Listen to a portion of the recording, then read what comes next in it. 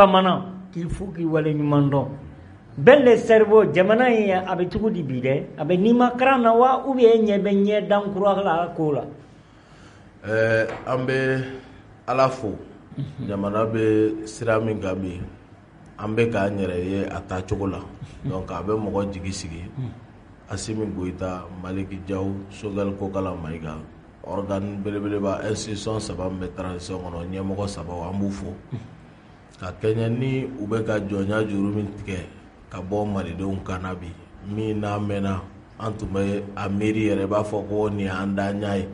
o baaraba minnu sera ka kɛ kalo damadɔ kɔnɔ a ka kan an k'o foli kɛ o ye nisɔndiya koba ye tout n'est pas rose a bɛɛ maɲi dɛ a bɛɛ maɲi kɛrɛnkɛrɛnya ma an tun t'a miiri ko yuruguyurugu ko bɛ se ka ye nin na maaw ni bi na an kɔ kɛlɛ min na ko an yɛrɛ ka ko o kɛbaa ye yɛrɛ mais an y'o dɔw ye olu kɔni an b'o fɔ k'o tere juguya fɔ panparanpaki ka lasɔmi ni ladili fɛnɛ kɛ an tɛ fɛ olu ɲɔgɔnna wɛrɛw ka kɛ logements sociaux ko b'o la kanam ko b'o la polisiw ka tali ko b'o la wa an bolo ɲangini ka ɲi ka kɛ ka ɲɛsin maaw ma minnu y'o baaraw kɛ donc o y'an fɛla ye mais o kɔ min ye lakanako ye qui est la priorité des priorités puisque le premier droit de l'homme c'est le droit à la vie i y'a mɛn diɲɛ ka di i b'a kɔnɔ donc mɔgɔw bɛ ka fagali min kɛ i b'a fɔ sɛ k'an ka dugu kɛ tonbo ye k'an ka jamana lajaba diɲɛ kɔnɔ o baara min bɛ ka ban ka jɔnya juru tigɛ anw ni faransi ni ɲɔgɔn cɛ k'a dɔn ko ɲɛmɔgɔw bɛ sɔrɔ bi minnu bɛ sɔn ka jɔ k'o baara kɛ jamanadenw ka laɲini kɔnɔ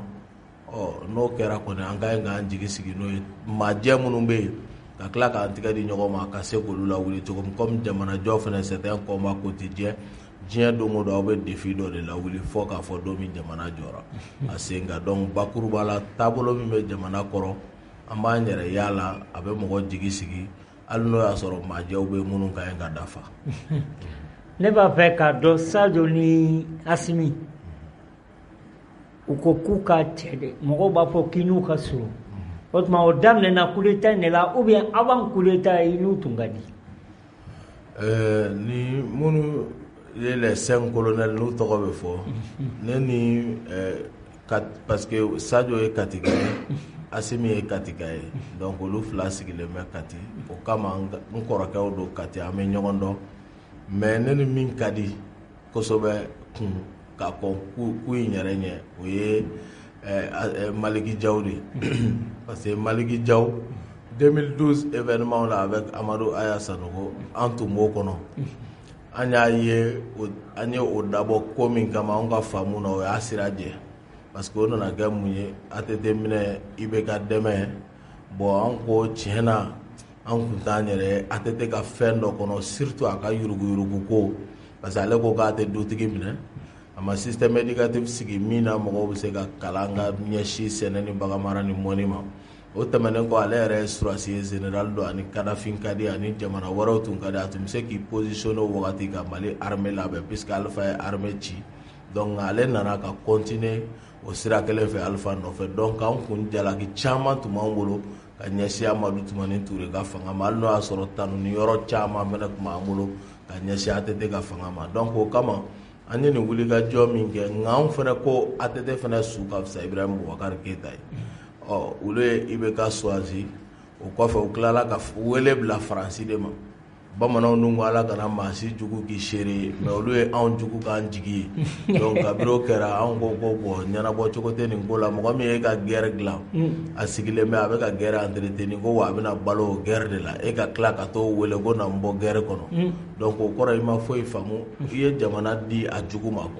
donc an dun n ye min sɔrɔ jamana jɔlaw la olu ko jamana mago b'a den sɛbɛn de la mais a mago tɛ den n'a ɲɛma den min bɛ jamana yɛrɛ tɔnɔmada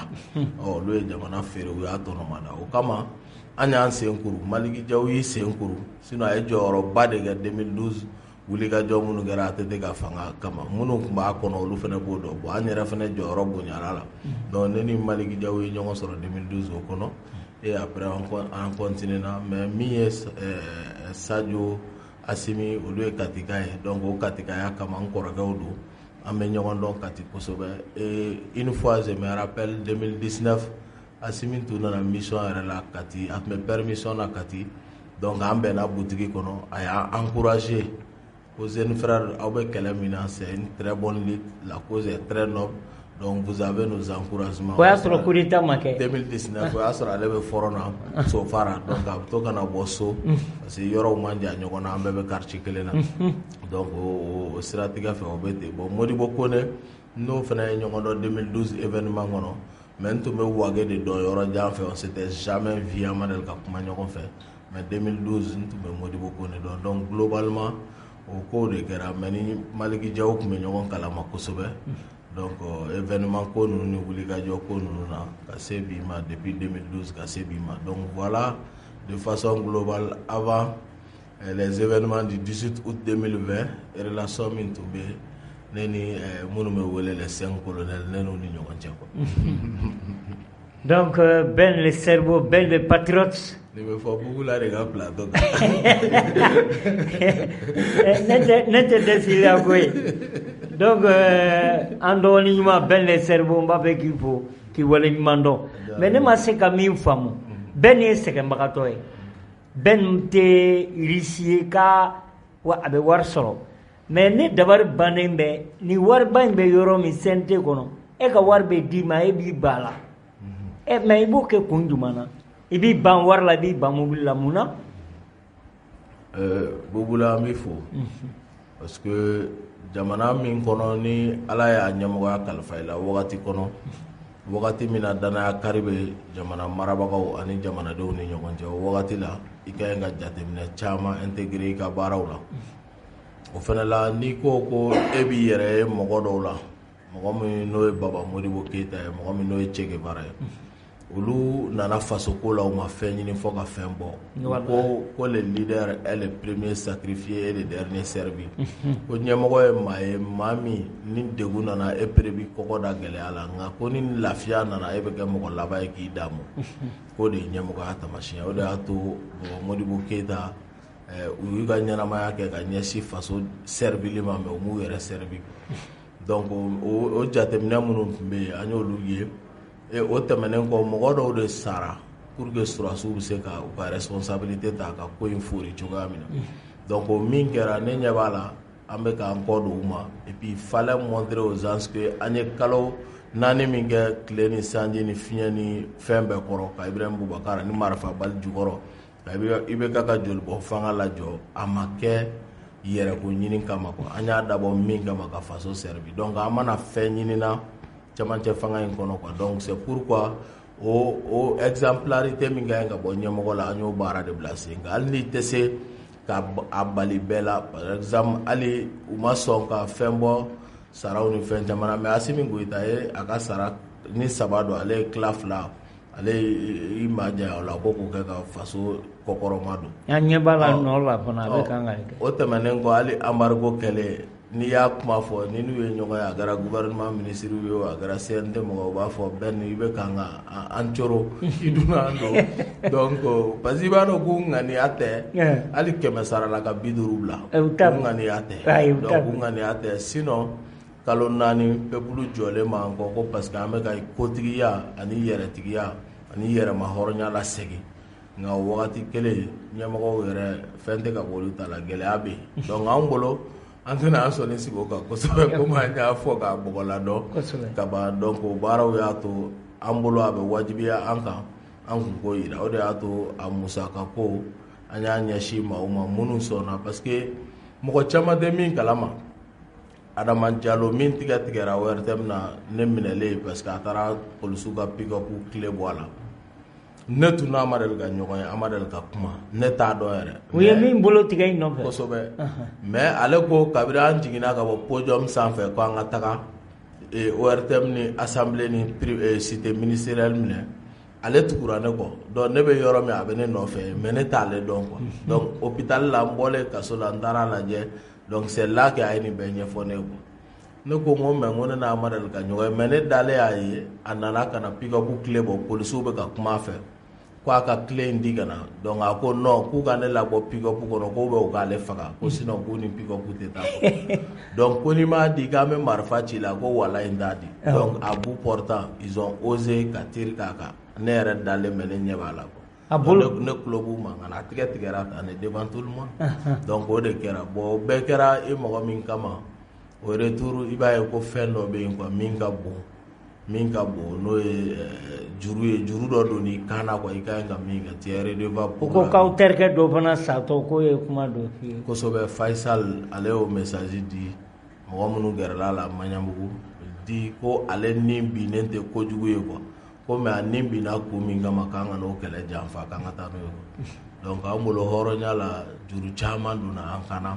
pour anga fama ko di c'est pourquoi kay mo we an wele ko kata ka parado ta amunu vice président ko kata parado ta bo ne ko ngo vraiment amana ya o kama antum balolelo ka ko ando ni nyenu na ko amanga activité o ke anda me kono amanga worsoro donc ko fe ni anana kana nyeshi ni ma ka anyere o be witi o kono ka anyere e ameni ndamu kono na ma farati suba abise ga yeba fa anye kelen jamfa o ba amse ga sira dota donc c'est pourquoi anya ira mo la o de do wal ni anye joro soro minga bonini anye ni sira min ta au-delà de tout ça nyemoko kay nga ke mo de minni e kelen ki yere min anyo de Sankara la domi Sankara ba fa ga ministre wi ku cité voiser première classe et classe business la to ku ta classe économique la u chamanye manganga me au nyini nga conseil des ministres la ko ni avion wuli la sisa abe ka taka voyage la ko na jigina ko business class mo ko be jigi wakati mina ko kuma ko oni classe économique te jigi ñogon fe o be abe jigi ba be jigi ñogon fe ko nu be jigi ñogon fe ko ay ta jamana de on ka sira fe donc al tapi wurusi olu yere ma janya wala o kana yere bonya ni fendo hakilnata or c'est le peuple qui oura et bien en tant qu'esclave en tant que serviteur mais était en tant que oura pour régner sur nous quoi était alaye quoi donc quand il magique peuple de taille tien donc bakuru bala o de ato ani hakilna nunta ni conviction si ne ko fa ni mamu nga misale olu ka sira na nyere ka famia ga nyashi asira tika fe jamana ko la ko ben les cerveaux ben les patriotes ne ya bongo nyina media trop mais ben ba fe gini nga kuma dola ni ye ne te réseau kan nte Facebook kan WhatsApp ta kan ta la be chugo mire mais mba me mo da ko tuma dola ni minu be kelela kuma be ka kele wa ki te shogal fe ko tuma be jiga kan ou bien ti ba fe ka boa place la e ko tugo di shogal ko ina kele de ba uche wa u ranking ko de ba uche voilà ne hakilna mi ne ni shogal ka kola mo chama be pour que luka exister faut luka kele de créer mo ni ñogon ci kele et puis fla ou be balo de la fuga ira de car ça ti fait ne de bi fait donc lu bo de hakilna kono et bon de marché ame tabolo mina neni shogal be ñogon kalama ame ñogon kalama yere ambe ñogon ñe kabira ma nomé a nomé to ñana ga nomé ame ñogon kalama a nomé do ame ñogon kalama fobi ame ñogon kalama on s'appelle al clé de mado ato bo an kumana ay foli bla ñogona ay kuma chama fo ñogoy jamana ko gunka donc anye mina ni mo chama ba fo anana point damado de ka sogal ka d'abord logements sociaux ko furuku folo nana o furuku nale président ni sogale ñoga logements sociaux ko la jora ka commission dissous ka liste kurabo donc ça veut dire que ben ku ñi bolo ñashi yoromina clé bora o folo o be jamana ko sogal donda sogal bota o kelema yala meni logements sociaux ko kera yurugu yera kono anga ni najo ni mayenga ye an ka fanga kono ame ka baraba min ke akana na nogo do la donc sogal yera ga hera de do asimi ga hera de do an to tabe na ko fe parce que lu de be san fe lege la anyo min fo ni sengera ko la be ko ni etare ibe ga kle la be ke o be tanaye comme bugula yera ba fo tanaye mais cette fois-ci na fora ni jamana do nye manganchi abe boama abe kesaria kono abe laje ka fese jinye ma jolla donc ango sisa fanga to jaratu o kofa anana ke sogal ka temeni CNT nyakoro le 21 avril sogal ko 67 ko baba Modibo Keita lettre ke ko ka ci Francima ko Mali be segi CFA kɔnɔ ko wa ko franc malien ko Mali wari kɛra échec ye anw ko jamana i kɛ kuma k'i ka yɛrɛma hɔrɔnya ta a tɛ taa gɛlɛya o kɔ tɔɔrɔ caman bɛ yen nka k'a fɔ ko échec o fana tɛ se k'a fɔ anw yɛrɛ bɛ kɛlɛ min na bi souveraineté ko kɛlɛ de don et souveraineté pilier fɔlɔ pilier 4 de ye souveraineté politique o assurelen don bi ni Asimi Goyita ye mɔgɔ wɛrɛ t'i ka jamana foyi jalalatigɛ aw yɛrɛ bɛ jɔ n'aw ka kotigiya ye k'a jalalatigɛ o kɔ souveraineté monétaire o de ye 2nan ye f'i ka jamana wari a sɔrɔ o ka kɛ e yɛrɛ ka sagoya bɛ min kan k'a jalalatigɛ comme Guinée ta bɛ cogo min o tɛmɛnen kɔ souveraineté militaire c'est-à-dire jamana tɛ jamana la ka na bi irisiw bɛ ka kɔkɔrɔmadon kɛ ka ɲɛsin anw ka jamana ma mais fɔlɔ Faransi ka accord de défense olu kun na mɛ k'u toro anw kan de o baara min tun bɛ sen na an ka souveraineté militaire kun t'an bolo bi on est en train de retrouver notre souveraineté militaire donc o baara bɛ ka kɛ o tɛmɛnen kɔfɛ souveraineté culturelle min n'an bɛ Modibo Keyita finiw don an yɛrɛ ka fɛnw produisons ce que nous consommons et consommons ce que nous produisons an yɛrɛ ka kanw an ka yɛrɛtigiya ka se k'o baaraw bila sen kan an ka miiri n'an yɛrɛ ka tabiyaw n'an ka danbew n'an ka laadalakow ye an ka yɛrɛwoloya kɔnɔ k'an ka jamana sigi sen kelen kan donc anw ko mɔgɔ tɛ se k'a fɔ ko ye échec ye mais gɛlɛyaw tun b'a kɔnɔ parce que Faransi tun wulilen bɛ k'i jɔ ko ni Modibo Keyita réussira a bɛ bɛɛ bila olu la a b'a yira bɛɛ francophone bɛ tila olu la ni Sékou Touré réussira o la a bɛ fɔ ko Faransi de man ɲi donc il faut tout faire pour faire échouer ces deux héros nationaux donc o baara min tun bɛ Faransi bolo gɛlɛya caman taara ka ɲɛsin u ma mais i tɛ se k'a fɔ ko échec en tant que tel u ka baara ma nka gɛlɛyaw kɔni tun bɛ yen a wagatiw la u ye jamana lajɔ danbe kɔnɔ donc an y'o fɔ k'o bugunatigɛ an ko Choguel ale ye Musa mɔgɔ ye ne ye Modibo mɔgɔ ye nka o bɛɛ kɔ an n'an man k'o kan komi o ye tɛmɛnenbaw ye pour k'a lajɛ bi jamana bɛ cogo min bi a bɛ dingɛ min kɔnɔ on va pas réveiller les vieux démons i b'a fɔ ka ɲinɛ l'essentiel ka ɲinɛ essentiel yɛrɛ kɔ donc an tɛ n'o kɛ o ye kow ye minnu bɛ yen nka an wagati kelen min na anw bɛ k'an yɛrɛ minɛ Musa jalakili la i b'a ye o ka fɛgɛ anw bolo o wagati kelen ale ye nin fɔ Modibo ma donc a bɛ wajibi anw kan an fana ka bɔ k'o ɲɛfɔ histoire la a kɛra cogo min donc an bolo o fana faamuna parce que hali seli don a taara Baba Modibo Keyita ka so a ye Mali wari minɛ a ye fɛn caman minɛ puis an kumana ɲɔgɔn faamuw nan'o la o ko banna o yɔrɔ la yen an taara ɲɛfɛ minnu bɛ yen bi n'o ye danger o ye démocrate minnu nana k'u bɛ Musa bɔ yen ko ka Mali lafiya n'olu yɛrɛ ye jamana tɔ bɛɛ firi an ka ɲi olu de bali u kana na fanga in sɔrɔ tugun u bɛ jamana nafolo tigɛ fila la dun olu tile la a tɛ fɔ ko surɔfɛ a bɛ fɔ tileganfɛ fɛ parce que u b'a ta panparanpasi bɛɛ lajɛlen ɲɛna donc o kama o de nafa ka bon donc min fana nana ɲɛfɛ ko Choguel ko surasiw ka minɛn min bɛ ka san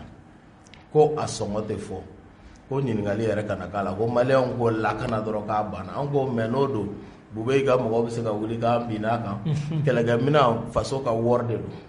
Asimi ka wari tɛ Sadio ta tɛ Choguel ta tɛ ne ta tɛ an si ta tɛ jamanadenw ka nafolo bɛ ta ka don kɛlɛkɛminɛn na ka jamana ni jamanadenw lakana o mana bɛn prix ma a bɛ fɔ ne ko n ko mais ale ka o kuma peut-être que o kɛra erreur de communication y'a fan fɛ mais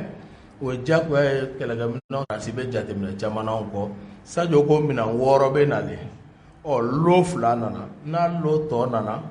an bɛ communiquer o kan donc Choguel kun y'o de ko prix ko tɛ mɔgɔw ɲɛ sira la k'u ka lakana dɔrɔn ko y'a ko bannen donc Sadio yɛrɛ bɔra o don ORTM kan Sadio ko 2 nana ko an man k'o kan parce que n'an ye prix fɔ Faransi b'a dɔn tigitigi minɛn minnu bɛ nalen u bɛ nalen fɛn dɔ boloda mais n'u sera Bamako yan parce que minɛn minnu bɛ ka na hali lo 2 min nana u ma scanner ka wuli Moscou fɔ Bamako ani Bamako u taara yɔrɔ min na an tɛna an da maga o yɔrɔ la u taara bila yɔrɔ min na an b'o yɔrɔ dɔn mais an t'an da maga o la u ma scanner a ma tɛmɛ mansin foyi fɛ k'a dɔn mun b'a kɔnɔ mɔgɔw kɔni bɛ ka kuma de wa surasiw ka ɲi ka min fɔ k'o b'a kɔnɔ u yɛrɛ ye dɔw fɔ ka dɔw to stratégie militaire parce que gunnɔbaw de bɛ armée domaine kɔnɔ donc o kama prix tɛ se ka fɔ fɔlɔ mais n'a 6 nana Sadio b'a donner le prix Sadio yɛrɛ bɔra k'o fɔ donc an bolo o tun ye a kumaba dɔ ye min ye Faransi ka kuma ye ale ko an ni Faransi bɛna sigi ka kuma Faransi y'a signé lettre bɔ le 18 février 2022 ka Faransi gɛn faransi ko ngo ko lu beta kalo wora Assimi ngo ku ka taa no ko numa na ko sisan o kɔfɛ le 24 u ye lettre dɔ ci Assimi ma k'u bɛ fɛ k'u ni Mali autorités ka sigi ko ka kuma faransi ni Mali ka tigɛ di ɲɔgɔn ma lakana bunakun kan ko ka kuma o kan Assimi m'u jaabi depuis le 24 février donc ale dun nana février kɔfɛ mars bɛ avril bɛ ale nana fɔ le 21 avril donc ale ko ani faransi ka ɲi ka sigi ka kuma o dugusɛ ne ɲɛ bɛ Niger premier ministre taara Niger assemblée ɲɛkɔrɔ k'a fɔ députéw ye ko y'aw farati k'aw bɛ faransi kɛlɛ min na Niger kɔnɔ yan o y'a sɔrɔ Barkhane nali n'a nabaliya ko députéw ka t'u jalalatigɛ u tigɛ kɔrɔta fɛ o kɔfɛ olu ko premier ministre nigérien ye Sogɛli ka kuma de ta k'aw bɛ ka Mali min kɛ misali ye k'u bɛ faransi kɛlɛ la k'a y'aw farati dɛ ko Mali yɛrɛ bɛ ka segin a bɔ k'u ni faransi bɛna sigi ka kuma o y'a sɔrɔ Sogɛli y'o fɔ donc ne ko n bɛ tiɲɛw dɔn n bɛ ka n makun n dun y'a fɔ dugu ma ka dɛsɛ jamanadenw bɛ k'an wele bɛɛ ni an y'a ye Sogɛli ko MINUSMA tɛ gɛn ani faransi bɛna sigi ka kuma Modibo Keyita ka Mali wari ko o kɛra échec o kɔrɔ an tɛna an ka wari dilan bon ne ko n ko est ce que ne tɛ bɔ sa ka nin tiɲɛ fɔ jamanadenw ka se k'a faamu donc ne bɔr'o la ne y'o fɔ min kɛra 21 avril tile damadɔ o kɔfɛ Assimi bɔra ka faransi yɛrɛ ka accord yɛrɛ bɔ yen diɲɛ kɔnɔ ani faransi ni ɲɔgɔn cɛ Musa tun ye min signé depuis 6 mai 1985 k'a fɔ ko opération militaire yɛrɛ tɛ yen ani faransi ni ɲɔgɔn cɛ donc an bolo o fana ko nana jɛya tile damadɔ kɔnɔ nin bɛɛ jɛyara quoi donc kana se bi MINUSMA ka ko ma jusqu'à aujourd'hui ne de bɛ k'a fɔ bugu la MINUSMA ko fana kan yɔrɔ n y'o tɔ fɛn fɛn fɔ tile damadɔ o bɛɛ jɛyara o bɛɛ dɔnna min ye min ye MINUSMA ko fana kan bi an bɛ ka kuma bi don min na le 15 mai 2022 décision ma ta fan si ko MINUSMA bɛ to Mali kɔnɔ a décision ma ta fan si a ma décider fɔlɔ Mali bɛna taa n'a ka amendement de tɛrɛmɛli de don sugu la i bɛ na i b'a fɔ ne ta filɛ i bɛ se joli ne an ma bɛn i bɛ taa n'i ka wari ne ni ka minɛn bɛ to Mali taatɔ don ni proposition min a bɛ di Sogɛli de tigɛ ma ani Ablaye Diop u ka taa n'a ye comme kɔrɔlen ko faransi ministère des affaires étrangères de tun bɛ taa ka taa MINUSMA ka mandat renouvellement défend ka résolution ta Nations Unies na Mali tɔgɔ la k'i ka kundi kuntigi kɔ de tun bɛ kɛ mais cette année Mali yɛrɛ de bɛna taa appuyé par la Russie k'a lajɛ ani Chine cogo di a bɛ se ka kɛ maliyɛnw sago ye ɲɛmɔgɔyaso bɛɛ bɛ faransi bolo an bɛ taa de o bɛ bɔ faransi bolo faransi de ye MINUSMA projet porté donc ni ɲɛmɔgɔyaso bɛ bɔ faransi bolo ka MINUSMA ɲɛmɔgɔyaso di Russiw ma an b'an yɛrɛ ye o MINUSMA kɔnɔ o la jamana 87 o de bɛ MINUSMA kɔnɔ faransi bɛ fɛ ka an n'o bɛɛ bila ɲɔgɔn na parce que ka ministère des armées kalela ko ni Mali tigɛ di Russiw ma k'u bɛ Mali kɛ den kɛrɛfɛ u bɛ fɛ k'o baara kɛ an tɛna sɔn faransi k'an pousser ani bɛɛ ka kɛlɛ ye étape par étape nous sommes dans une révolution intelligente an tɛ girin k'an kɔkɔ da bɛɛ la ɲɔgɔn fɛ sinon ni ma farati a bɛɛ bɛ tiɲɛ i bolo Mali bɛ taa ni nin baaraw ye wa amendement wɛrɛw proposé don Mali bolo tugun an b'an da pa minnu kunna pour raison stratégique nka a lajɛ dɔrɔn MINUSMA ma gɛn fɔlɔ dɛ mais Sadio Camara a interdit MINUSMA ka avion ka wuli zone d'opération bɛɛ la ça c'est fait depuis 4 mois depuis 5 mois depuis décembre ani Russie kɛtɔ ka baara ye lancé le 28 décembre ɲan'o cɛ Sadio ye lettre de bɔ MINUSMA ka avion tɛ wuli Mali bɛ kɛlɛ la yɔrɔ yɔrɔ centre ni nord la wa n'u ka avion bɛ wuli u ka yamaruya ɲini c'est parce que u bɛ taa min na ye o dɔnna o e m'a ye a fɔra k'u ka avion bɛ diɲɛ jigin ko Mali espace aérien violé siɲɛ 50 tile 100 ni tile 20 kɔnɔ soit tile 3 o tile 3 avion kelen bɛ jigin donc u bɛ taa mun na ye dugu jukɔrɔ fɛn ko bɛ sen na kɛlɛkɛcɛw tali jamana wɛrɛ ka n'u jigin o bɛ sen na ka na kɛlɛkɛminɛn d'u ma ka dotation d'u ma o kuma bɛ sen na donc entre temps ka ni ka Mali armée lajɛ ka taa nkalonjugu da la ka espionnage kɛ k'an ka kibaruyaw ta k'a feere jugu ma donc bakuruba la nin baaraw de bɛ sen na min bɛ amendement caman ka kan ka proposer MINUSMA ko kan donc o baaraw de bɛ maintenant mɔgɔw ye nin de ta nin hakilinaw il y a rien de personnel Ala ye garisigɛ ye premier ministre ye Ala ye ne yɛrɛ garisigɛ ko ne k'e ka baara kɔlɔsi ne bɛ CNT kɔnɔ ne ye fiɲɛ dɔ ye baara la n bɛ dɔw fɔ dugu ma mais n'i ye min fɔ sanfɛ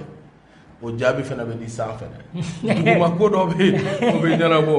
a bɛ fɔ ko bo finikolon bɛ k'o so kɔnɔ e bo min kɛra so kɔnɔ ye nka bo min kɛra suguba la i b'o k'o suguba la de sinon i bo maa bɛ dugu cɛ ci de la dɔ bɛ fara lebu kan donc o kama o y'a to an ko bon an ka nin fɔ pour que jamanadenw k'a faamu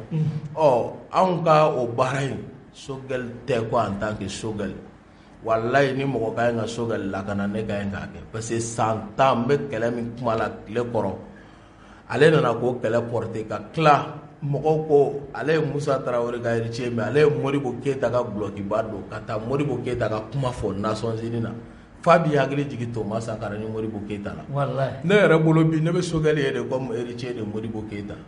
ne b'a ye ten de ni Musa mɔgɔ kun don ne b'a bisigi de ko a ye tobi ta a nana Modibo Keyita mɔgɔya kɔrɔ a bisimila wa an ka taa n'a ye ne b'a faamuya ten parce que kuma min b'a da kɛlɛ min b'a bolo Modibo Keyita kɛlɛ don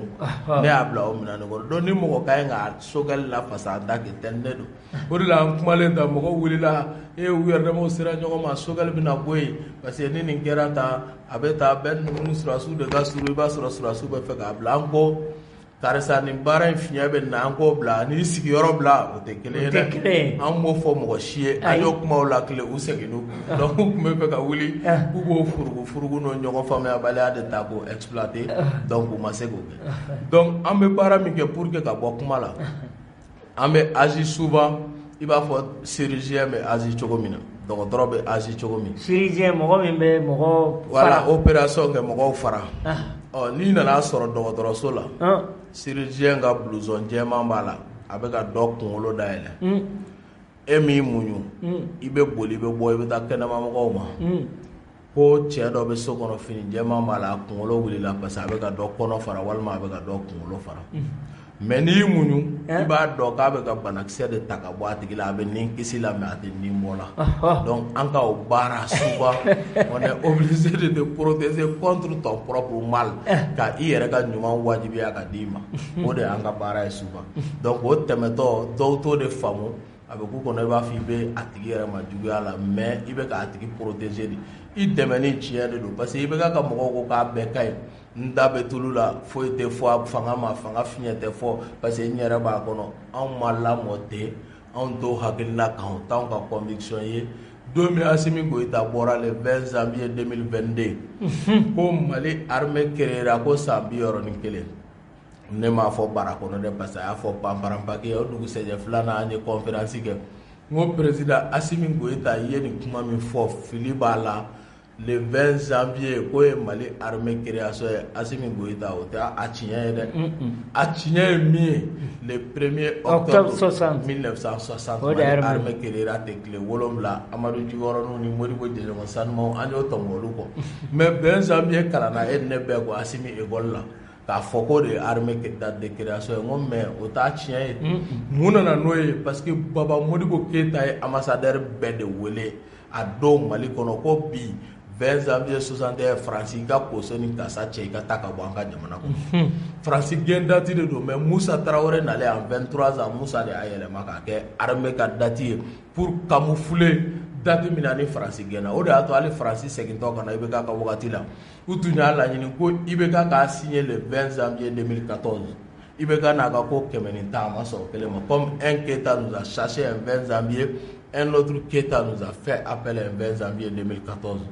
IBK ma sɔn o kelen ma o de la u taar'u yɛrɛ sɔrɔ 16 juillet kan donc bakuruba la ninnu hakilinaw kɛra an y'o fɔ k'o lakilenni kɛ ka ɲɛsin Asimi yɛrɛ ma Asimi ye surasi ye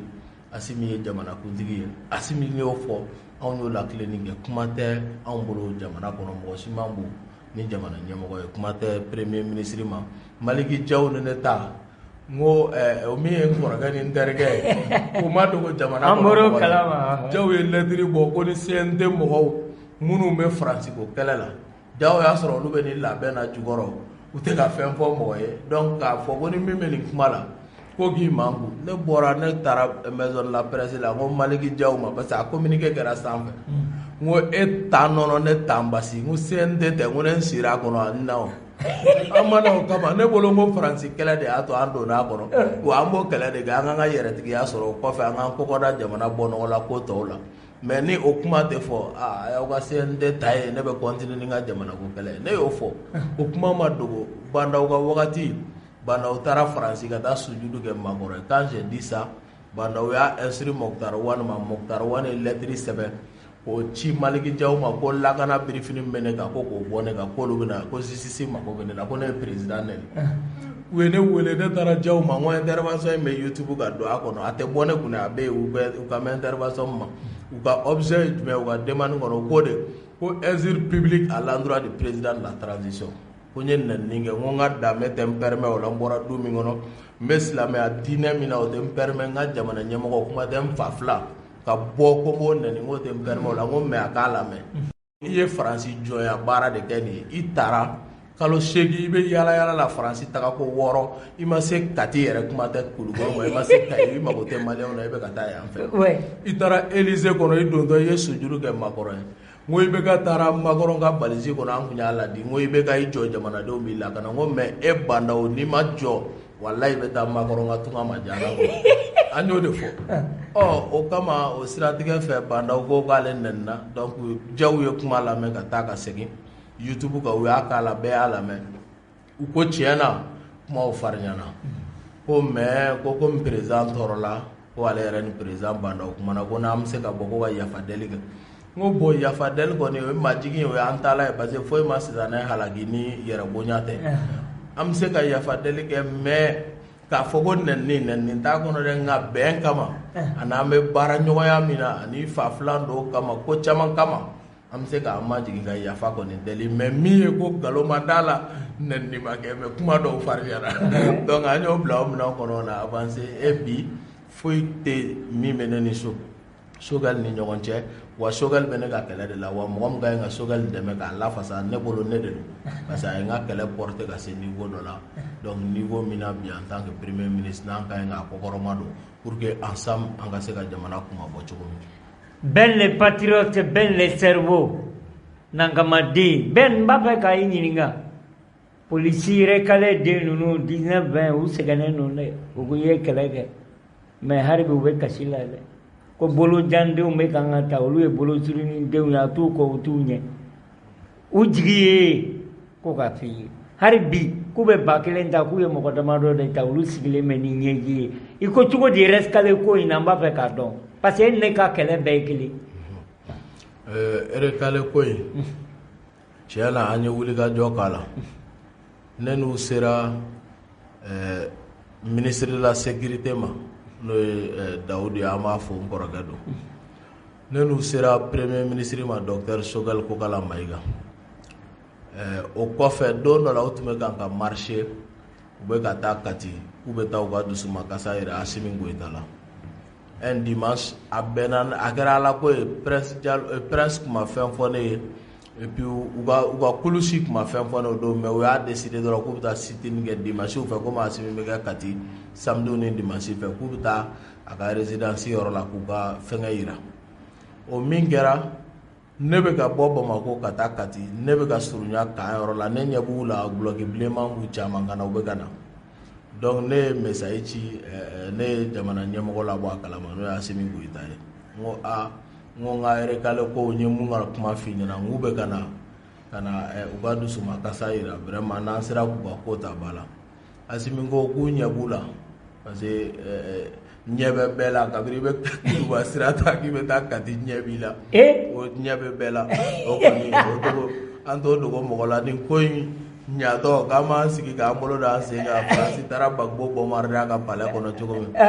an tɛ walawalali kɛ nka anw ni Irisiw bɛ ɲɔgɔn bolo dɛ an ɲɛ bɛ bɛɛ la kabiri i b'i kun da Kuluba kan kuma tɛ k'i kun ɲɛsin Kati ma i yelen don o kama ko ɲɛ b'u la donc président ko ne ko ni protocole mɔgɔ dɔ bɛ se ka bɔ ka kuma u fɛ ka fɛn kɛ président ko k'ale yɛrɛ bɔtɔ don ko donc k'ale bɛna kuma u fɛ président jɔra k'u fu u ni ne ni président bɛɛ ɲɔgɔn sɔrɔ k'an don da la a y'u fu donc bakuruba la u ka ko pour dire que jamana ɲɛmɔgɔ bɛɛ an y'an seko kɛ bɛɛ ka bɔ a kalama k'a ɲɛf'u ɲɛna k'a bɔgɔladɔn cogo min u ka se k'a dɔn gɛlɛya min b'u kan maintenant u ka donni ko in a kuma dɔw bɛ yen olu bɛ se ka ɲɛfɔ nka dɔw bɛ olu tɛ se ka ɲɛfɔ an kɔni b'a kan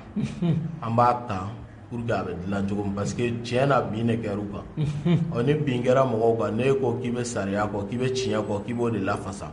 donc i ka ɲi ka injustice kɛlɛ i ka ɲi k'u dɛmɛ u ka bila u ka hakɛ kɔnɔ cogoya min na donc an b'o baara la hali ne n'u ni ministre de la sécurité ka ɲi ka ɲɔgɔn ye tugun sini sinikɛnɛ a mɛnnenba n'an ma ɲɔgɔn ye sini ntɛnɛn an bɛ ɲɔgɔn ye sinikɛnɛ tarata donc i b'i bolo jigin non an t'an bolo jigin an b'u dɛmɛ fo ka se yɔrɔ min na wa ni ala sɔnn'a ma fɛnɛ a ka ca ala fɛ u bɛ bila u ka hakɛ kɔnɔ an b'o ɲini ala fɛ quoi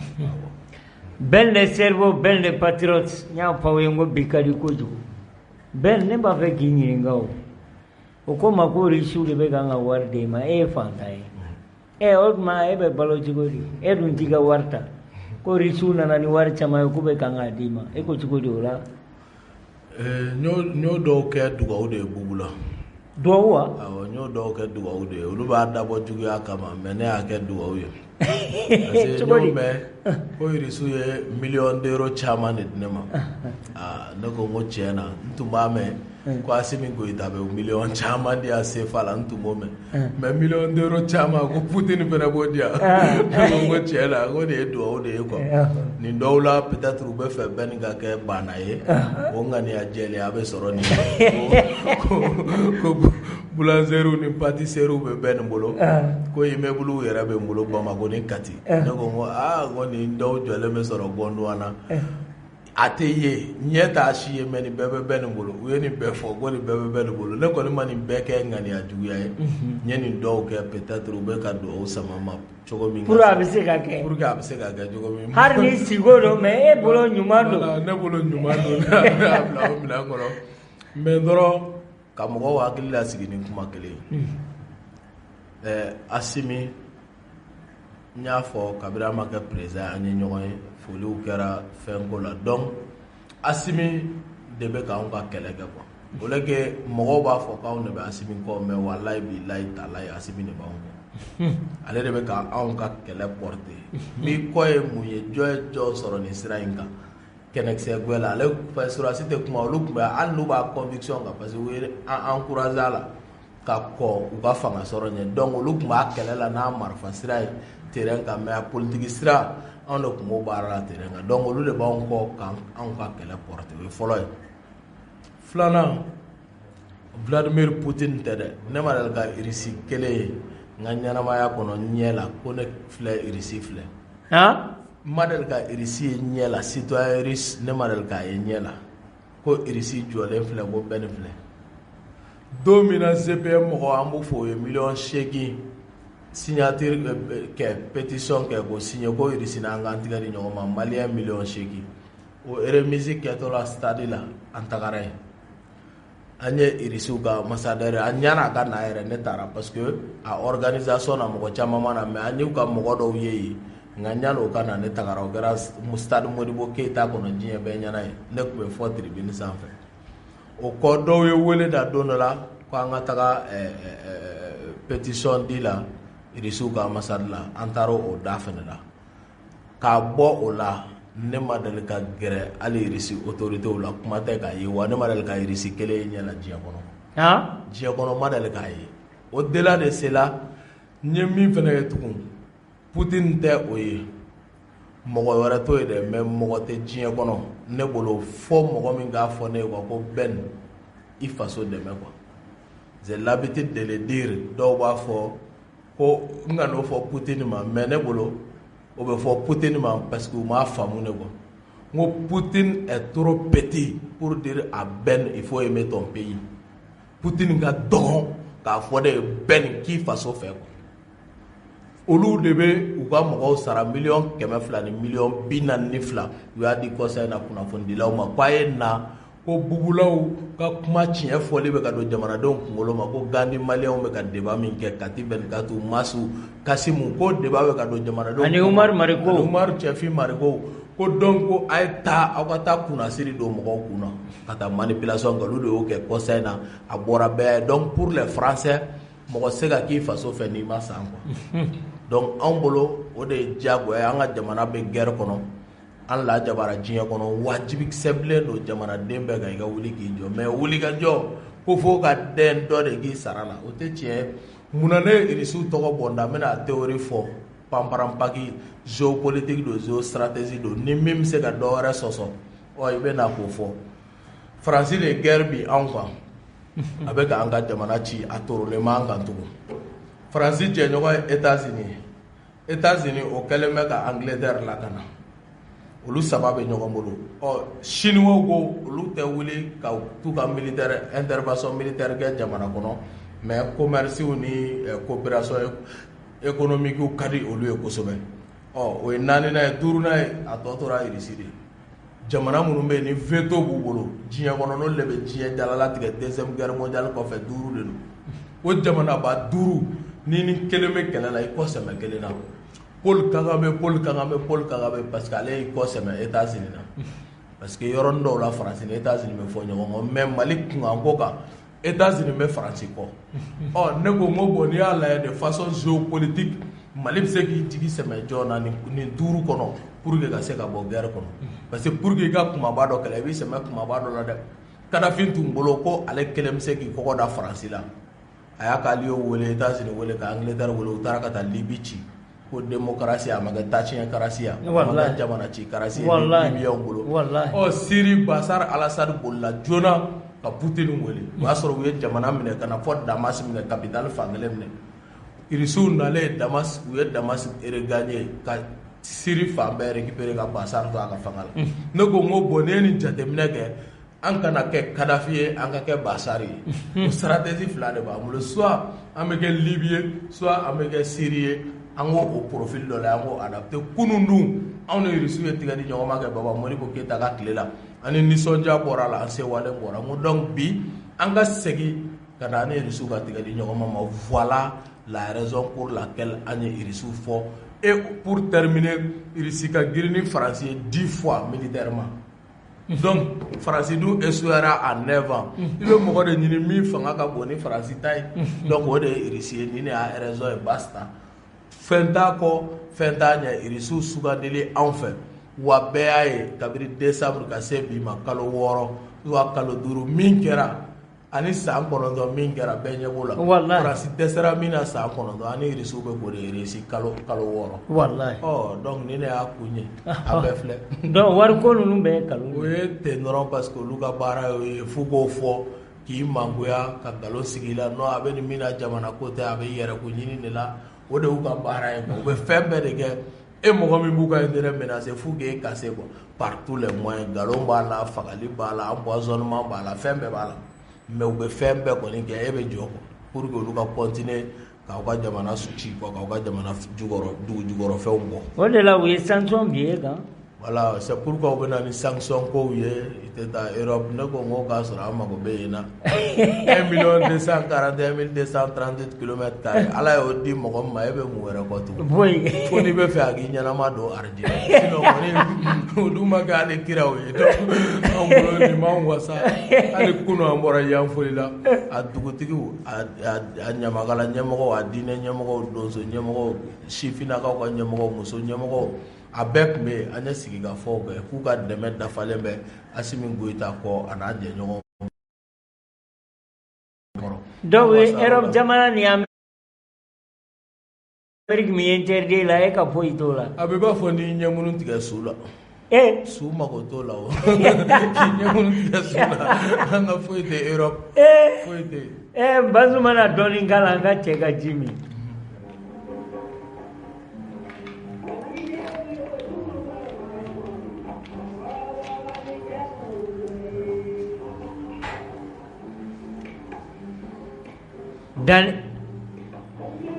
Dani de Paris Nasira an ka présidente n y'a fɔ aw ye n ko ɲinan bɛ diya kojugu tant que ka Asimi ni Ben le cerveau ninnu to yen ani Sekasi Babi Siriki jamana in bɛ kɛ tam-tam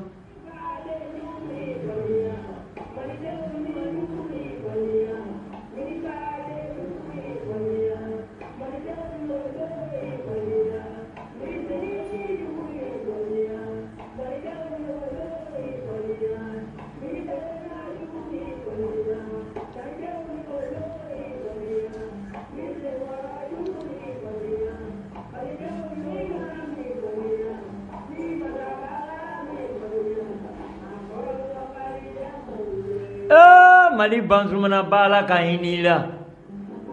Oye Mali konya ka ko bega anyampan kanjo. Avec des hommes intègres et dignes, les 5 colonels à sa tête, Assimi. Mais ben ne ba be kinyi nga itanye ka ko dan eni sirigi ni yere woloton o kele me ka jamana be mine na ko hari jina ka bo be bo dara munka santan kuma kele Malien bo do ye quoi wallahi o de che mo wulila ni Mali ko sira mine ba soro Malien bi deme ani o sira fena bla o bi bla bo nyagale so be taw ko sira o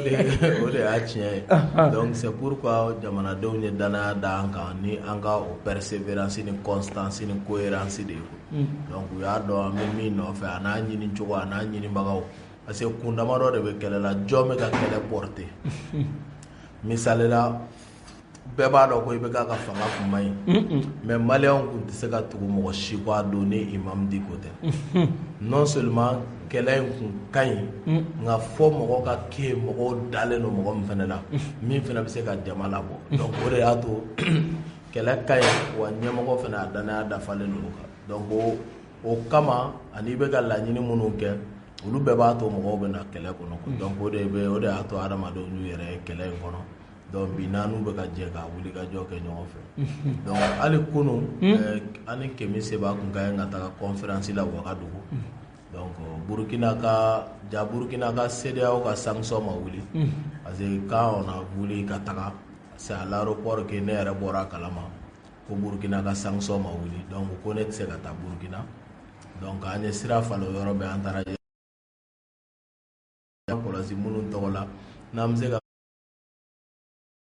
Mali tour kɛ ka ban k'olu fo ka ban an sewalen don quoi donc bakuruba la o de fɛ Kemi Seba yɛrɛ an b'a fɔ ale kelen sera ka kɛnɛ wasa ye yɛrɛ parce que an y'a ye Burkina bɛw bɔra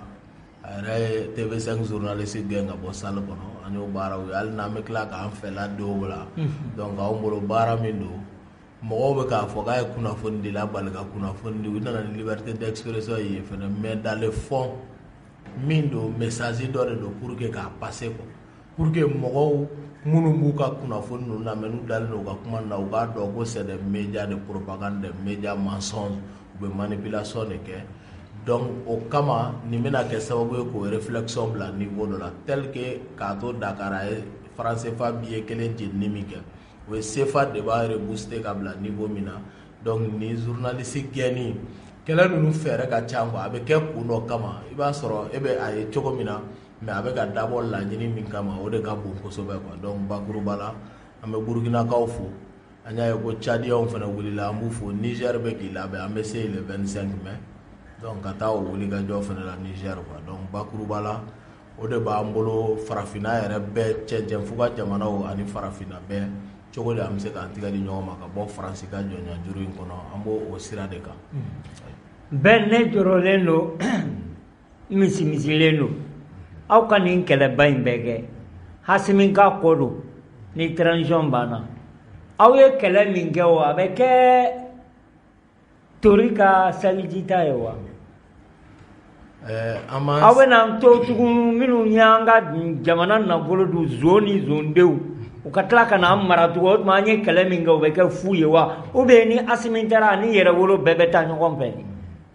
an bɛ min kɔni fɔ o bɔgɔla dɔn jamanadenw ɲɛ an b'an sɛbɛn Ala la quoi ni Ala sɔnna ma après transition Faransi sago tɛ sigi Mali kunna dɛ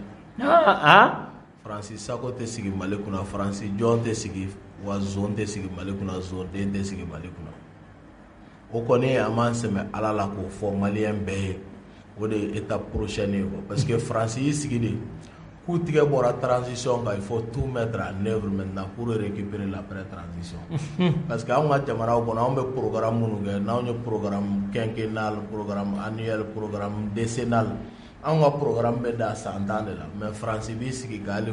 programme millénaire kɛ ko 1000 ans an ka ɲi ka nin baara de kɛ 100 ans an ka ɲi ka nin kɛ olu b'o baaraw bila sen k'alo de y'u seginnen ye ka na OCRS hakilina kɔnɔ k'u bɛna cɛncɛn fo ka jamanaw minɛ u tun y'a sariya ta kabini 10 janvier 1957 k'u bɛ segin ka na an ka jamanaw minɛ u filɛ o baara de la donc an bolo bi an fana bɛ projection caman kɛ politique prospective pour k'a lajɛ don nataw la an ka ɲi ka mun kɛ donc transition baara bɛ yen mais après transition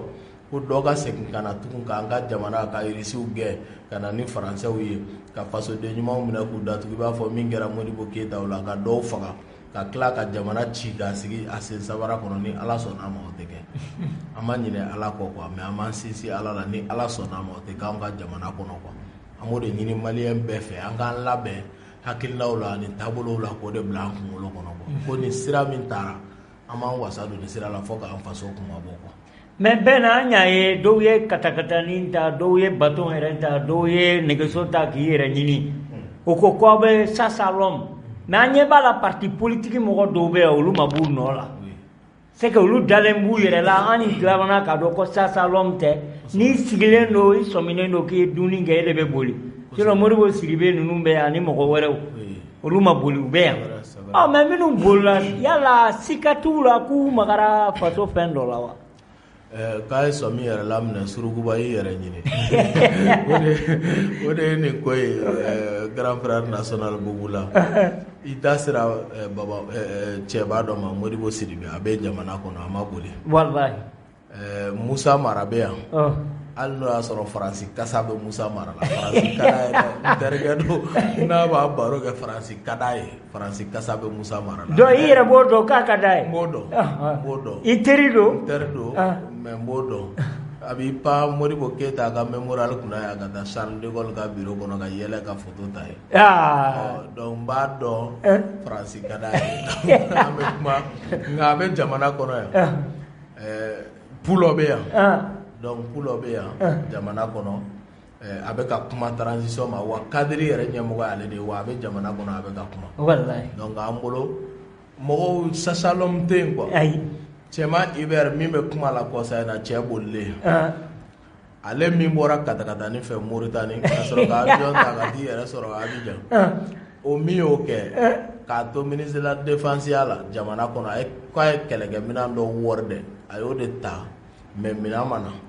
Sadio Kamara ministre de la défense 2021 o bantɔla u nana ka na o kɛlɛkɛminɛnw libéré 6 ans après kɛlɛkɛminɛn k'o sanna 2015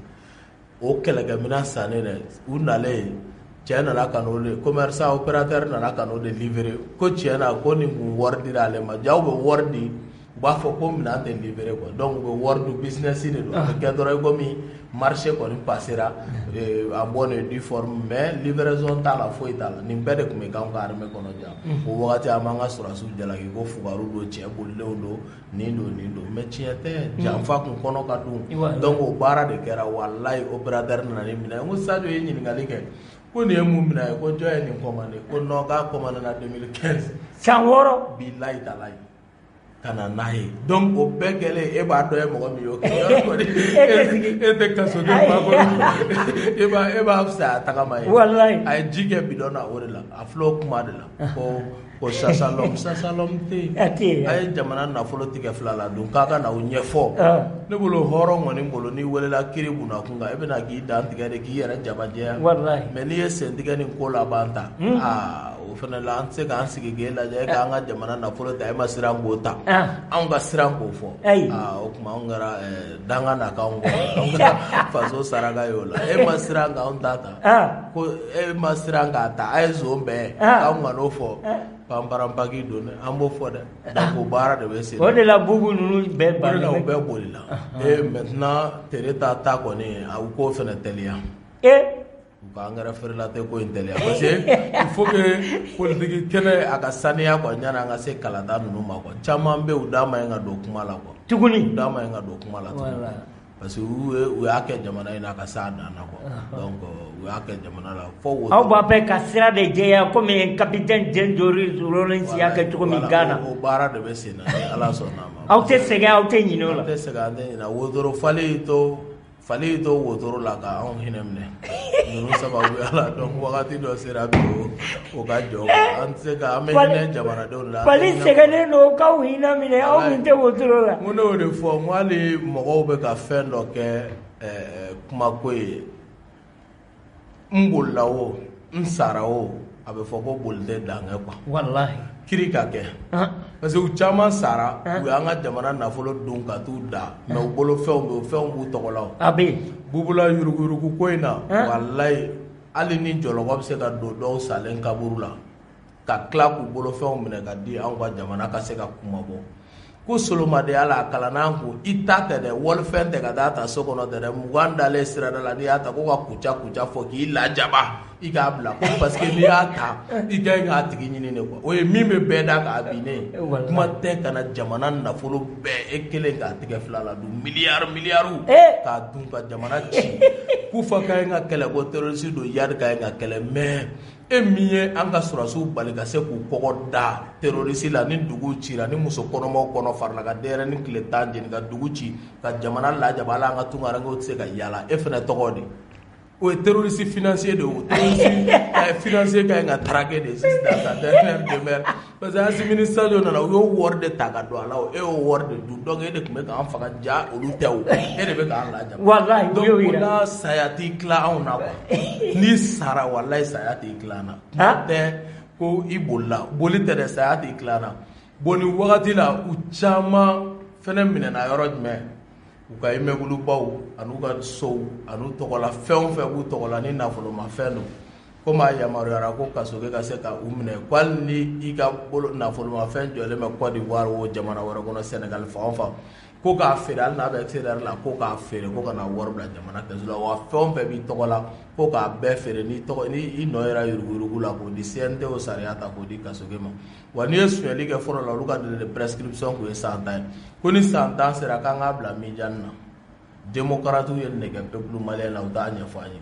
ko n'i ye jamana nafolo suɲɛ a cayara cogo o cogo ko ni san 10 kɛra ko k'a bila Minjani na kiiri tɛ yen ko délai de prescription olu dun ka pouvoir fana ye san 10 ye donc ça veut dire o taatɔ b'u kɔ mɔgɔ sigi tugun donc o kɔrɔ de ko an b'a suɲɛ an tɛ minɛ quoi ka tila k'o kɛ sariya ye k'o don an ka constitution kɔnɔ quoi ko wa ko n'i magara olu la ko kiiri b'i kɔ f'i ha duniya ko fo ka diɲɛ wuli ko un crime imprescriptible ko coup d'état o de k'u bɛ nin bɛɛ kɛ jamana la k'e tɛ maga olu la o la ne ko CNT la n ko an ka crime économique kɛ crime imprescriptible ye k'a fɔ n'i ye jamana nafolo dun ka se 5 millions la fo k'i sa kiiri bi ko hali san 90 i bɔtɔ misiri fitiri la yanni safo cɛ gendarme k'i wele ko mago b'i la dɛ ko ya 30 i tun ye nin jamana kun na i k'i ɲɛfɔ kɔ donc an bolo baaraw de ka ɲi ka bila sen kan u caman de tun taara k'u bɛ t'u ka terrainw feere k'u b'u ka immeuble feere k'u b'u ka nafolomafɛnw feere yɔrɔ n'i b'o kɛ kɔni papier b'a la tɔgɔ a tɛ bɔ e tɔgɔ la ka kɛ ne tɔgɔ ye wa o siratigɛ fɛ a bɛ yiriwa o tigi la yen u tɔgɔ mɔgɔ bɛ yen n'u ka dossier bɛ yen a fɔra a bɛɛ ka dossier bɛɛ la feere u tɛ se ka feere kɛ fɛn o fɛn b'u tɔgɔ la a tɛ se ka yɛlɛma n'i taara par exemple e y'u ka immeuble san aw bɛ domaine cadastre ni dɔ bɛ service domaine o n'a y'o structure kɛ ka procédure kɛ e bɛ se yɔrɔ la a bɛ fɔ nin tɔgɔ in man ɲi n'i ye kɛkuma ye a ma fɛn ye ko fɛn wɛrɛ tere ta tɔgɔ bɛ papier la misali la ni fɔri ye cɛba Ibɛri tɔgɔ b'a la u nana ko ka immeuble 5 feere ACI kɔnɔ misalen don a bɛ f'i ye tɔgɔ min bɛ nin kan a tɛ se ka feere ta ne min bɛ sanni na i b'a dɔn ye o donc u bɛ fɛ ka boli de i bɛ échapper à la justice mais u ni mɔgɔ minnu bɛ ɲɔgɔn na u t'u dɔn Kasoge de tɔgɔ ko commandant des forces spéciales de lutte contre la corruption ale ta ye force sac de ye donc o de tun b'a bolo donc wagati sera ka ban an bɛ Ben fo n y'a mɛn fana ko sini bɔli dɔ bɛ yen Modibo Keyita ni ma fili kosɛbɛ ari PDG la sana radio in tigi olu bɛɛ Modibo mɔgɔw de kosɛbɛ o de bɛ se ka farafinna bɔ bolo la n'an kɛra Modibo ka hakilina kɔnɔ donc sini n'o ye lundi à 16h Modibo ka saya yɛrɛ Modibo ka fagali parce que o de kɛra u ye Modibo Keyita yira Musa Tarawele ka wagati la ko école karamɔgɔ min ni Ala ka wele sera a ma communiqué de bɔra radio la wallahi k'a sɔrɔ président kɔrɔ min ye Mali ka yɛrɛma hɔrɔnya d'a ma ni a empoisonné n'a k'a faga wallahi a ka ɲi ka fɔ ten de quoi k'a fɔ quoi a fɔ cogo la a si la quoi wallahi donc o de kɛra ka bɛn le 16 mai 1977. Donc 45 ans après, à Dola, en Chamama Bangé, au Wouere Ninga, au Mamoribo Keda Fana Joli Benema. Che Guevara Ming me voit avec Sangara Ming me for Burkina, Olufana Joldama, parce qu'avec Olutanuka Tame Asiminga, avec Olutanuka Tame Putininga, donc Olu Jolidama. Donc Bagurubala, on ne peut pas boire. Mi Nimbingeraka, Moribo Keda, Shininga Black, Haka Koname Malien Bewile. Bɛɛ ka bɔ sini 16h an ka ɲɔgɔn sɔrɔ monument Maliba la ka tagama ka tɛmɛ yan yɛrɛ fɛ ka taa kaburu na Baba Modibo Keyita ka taa kaburu jura ka dugawu k'a ye k'i ye fɛn bɛɛ i seko bɛɛ kɛ jamana ye wa i ye fɛn bɛɛ kɛ pour que an bɛ se ka lafiya o kama an b'o wale dɔ ye pour que hali ɲɛnamaw k'i ladege donc o baara de b'an bolo sini ka taa kaburu jura la ka dugawu k'a ye k'a sama dugawu la donc an b'o baara kɛ an bɛ bɛɛ wele an b'a jigiya grand frère Bugula yɛrɛ comme an ka activité ba bɛɛ la non n bɛ taa ni Ala sɔnna 16h aw m'a fɔ 16h Maliba yɔrɔ la 16h monument n bɛ Maliba taa ni Ala sɔnna alhamdulilayi kaburu inchallah donc an bɛ bɛɛ fo e ka ko ko n bɛ ça donc c'est vrai a ye bɛɛ fo ka bɛɛ waleɲuman dɔn ɲɛna 14h fana ale Sɛgɛsi Babi Sidiki ani Tunkara olu bɛ Plus FM na à partir de 14h à 17h o b'a jira ko bi bɛ diya i ye n bonya Ala k'i bonya sisan an bɛna jansa ni min ye Modibo Keyita Fanta Danba Ala ma hinɛ a la o ye fasa min da Modibo la nɛgɛ karafe juru tun bɛ an denkɛ Bolo Adama Jara denkɛ Bolo Adama Jara denkɛ Bolo Adama Jara denkɛ Bolo Adama Jara denkɛ Bolo Adama Jara denkɛ Bolo Adama Jara denkɛ Bolo Adama Jara denkɛ Bolo Adama Jara denkɛ Bolo Adama